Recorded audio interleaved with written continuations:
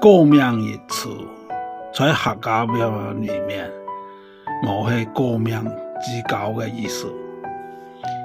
佢嘅真正意思係指對一件事情出於無奈，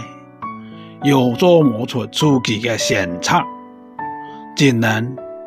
悶聲默默嘅批痛嘅接受無人意接受嘅現實，它有羨慕嫉妒恨嘅意思。例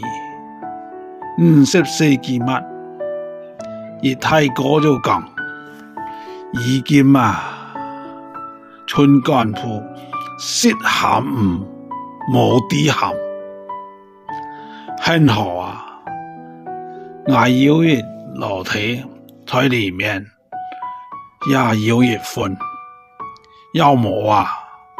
真革命哦。